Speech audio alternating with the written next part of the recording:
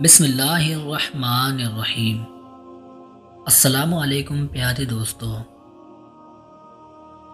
تم جس چیز سے نا امید ہو جاتے ہو، اللہ اسی چیز کو ممکن کر کے تمہارے سامنے لے آتا ہے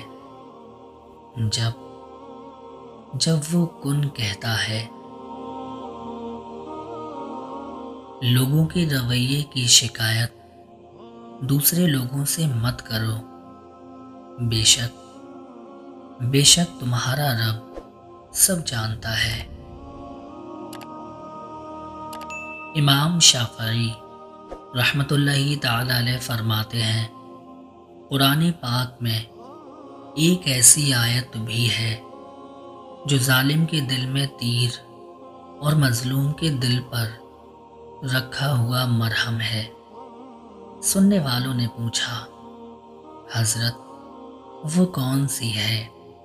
تو فرمایا، وما کان ربک نسیا، ترجمہ، اور تیرا پروردگار بھولنے والا نہیں۔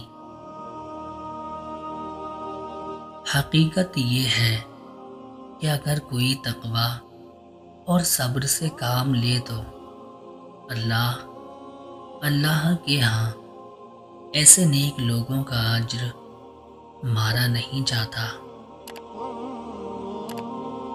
کیا تم نہیں جانتے آسمانوں اور زمین کی بادشاہت صرف اللہ ہی کے لیے ہے، اور اللہ کے سوا نہ کوئی تمہارا دوست ہے اور نہ کوئی مددگار۔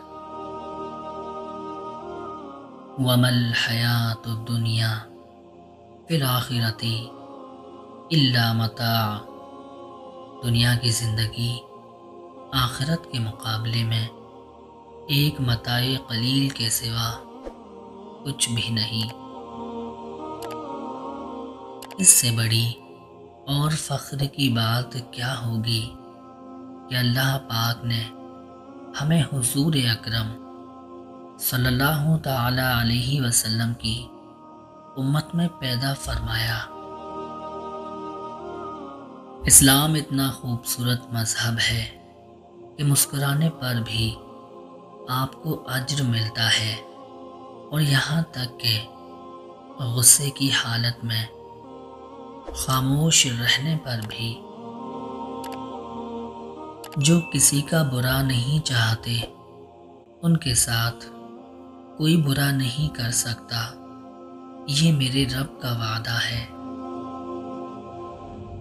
اللہ فرماتا ہے، سب کو چھوڑ کر اندھا اعتبار کر لو مجھ پر، یقین کرو میں اپنے وعدوں کا بڑا سچا ہوں۔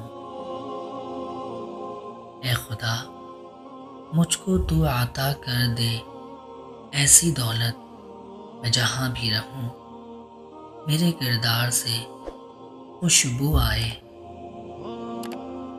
اللہ پاک کے فیصلے ہماری خواہشوں اور آرزوؤں سے بہتر ہیں۔ اللہ تعالیٰ کی رحمت کی پہلی نشانی یہ ہے کہ انسان کو اپنے عیب نظر آنا شروع ہو جاتے ہیں۔